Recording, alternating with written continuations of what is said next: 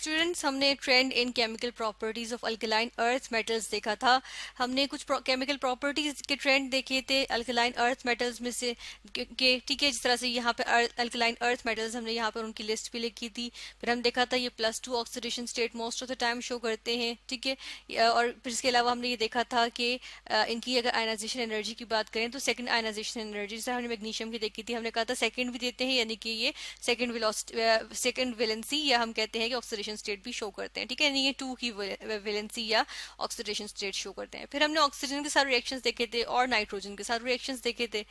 अब हम इनके रिएक्शंस देख लेते हैं। यहाँ पर हम बात करेंगे कि अगर हाइड्रोजन के साथ इनका रिएक्शन हो, हाइड्रोजन के साथ ये हाइड्राइड्स बनाते हैं, ठीक है। और किस तरह के हाइड्राइड्स होते हैं हम ये देख लेते हैं। यहाँ पर ये बड़े आसानी से हाइड्राइड्स नहीं बन जाते हैं, बल्कि हम लोग को हाई प्रेशर अप्लाई करना पड़ता है, ठीक है। और हमें टेम्परेचर भी प्रोवाइड करना पड़ता है। जिस तरह से अगर मैग्नीशियम के साथ यहाँ पर हाइड्रोजन का रिएक्शन करवाएं तो हमें यहाँ पर हाई प्रेशर देना पड़ेगा, ठीक है। यहाँ हाई प्रेशर होगा, हम यहाँ लिख देते हैं हाई प्रेशर, और इसके एरो को भी थोड़ा सा ठीक कर लेते हैं, ठीक है। ये हम इस पे लिखेंगे हाई प्रेशर। और यहाँ पर साथ के साथ जो है वो हमें कैटलिस्ट भी प्रोवाइड करना पड़ेगा, ठीक है। मैग्नीशियम आयोडाइड कैटलिस्ट होता है जो कि हमें यहाँ प्रोवाइड करना पड़ेगा, जिसको हम कहते हैं MgI2। इसके लिए केमिकल फॉर्मूला आ गया, ठीक है। यहाँ पर हम देखते हैं कि हमारे पास क्या बनेगा। हमने कहा था हाइड्राइड बनेगा, मैग्नीशियम का हाइड्राइड बनना चाहिए। यहाँ पे मैग्नीशियम हाइड्राइड क्या होता है, MgH2, ठीक है। ये हमारे पास आ जाता है मैग्नीशियम हाइड्राइड।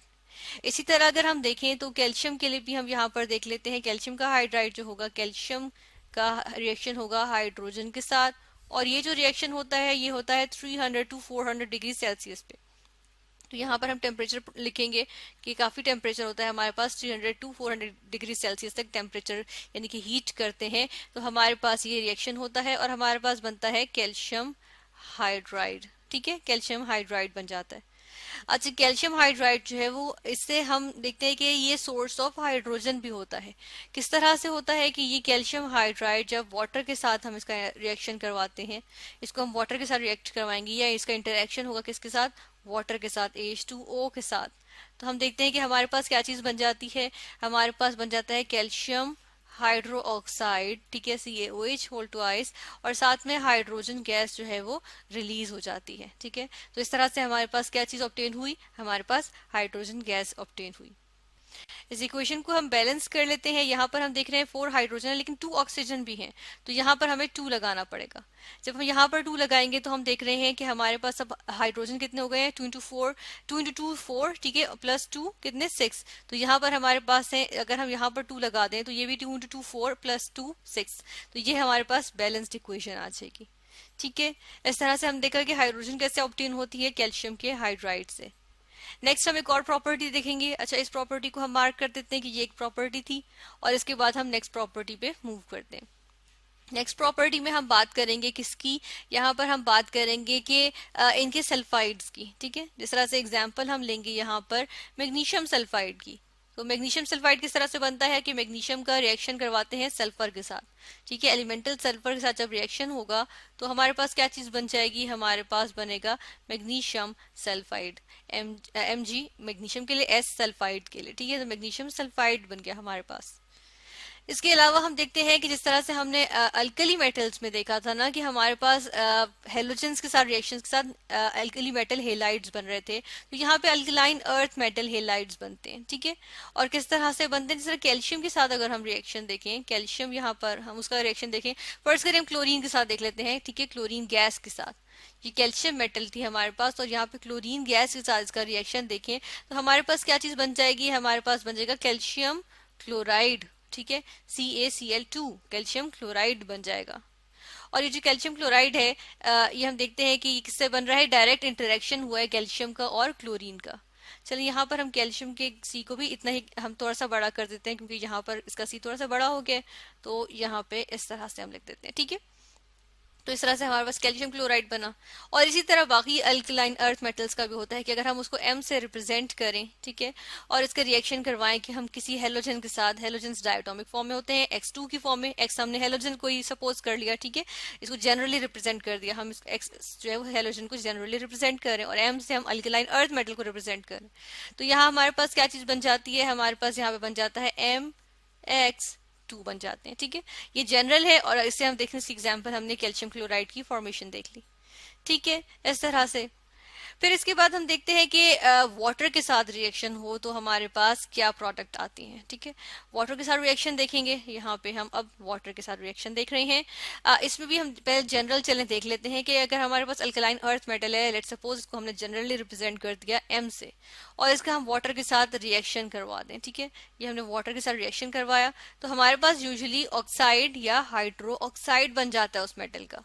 ठीक है, यहाँ पे जिस तरह से हम कह रहे हैं कि जी हाइड्रो ऑक्साइड बन गया उस मेटल का। ठीक है, और देखिए ना, अब यहाँ पर अल्कलाइन अर्थ मेटल इसलिए मेटल है, इसलिए हम लिखें M into OH whole twice से। ठीक है, प्लस यहाँ पर क्या होगा, हाइड्रोजन रिलीज होगी। ठीक है, तो मेन जो चीज यहाँ पर हमारे कंसर्न है वो ये कि हाइड्रोजन गैस जो है बेसिकली यहाँ पर रिलीज होती है।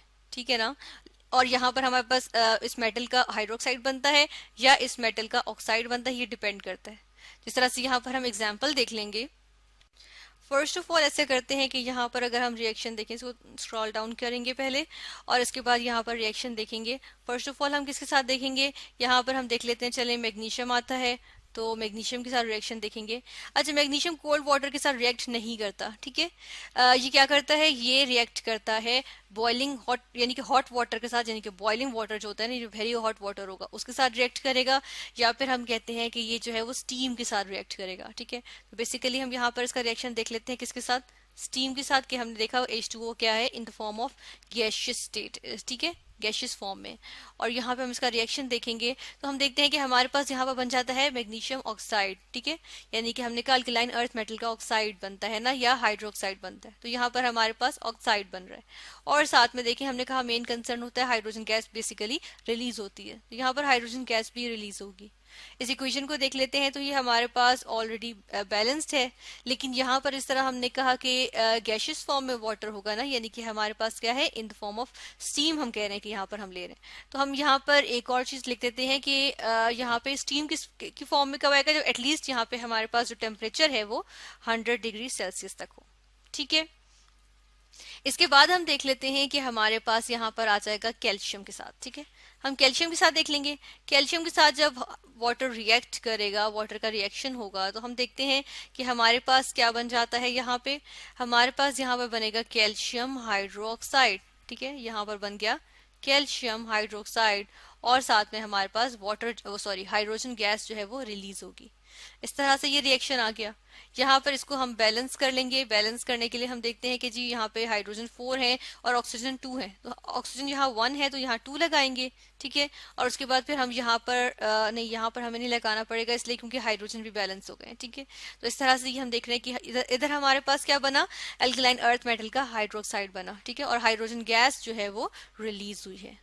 ठीक है, तो इस तरह से हमने कुछ और भी हमने केमिकल प्रॉपर्टीज देख ली हैं। ठीक है, एक वाटर के साथ इंटरेक्शन देखा, हेलोजन्स के साथ इंटरेक्शन देखा, सल्फर के साथ देखा कि सल्फाइड्स बनते हैं, और हमने हाइड्रोजन के साथ देखा कि हाइड्राइड्स बनते हैं और किस तरह से वो वाटर में कैल्शियम हाइड्राइड वाटर में जाके हाइड्रोजन गैस देता है। ठीक है, तो हमने यहाँ पर मजीद कुछ केमिकल प्रॉपर्टीज देखी हैं किसकी, अल्कलाइन अर्थ मेटल की, और बेसिकली उन केमिकल प्रॉपर्टीज के ट्रेंड देखा।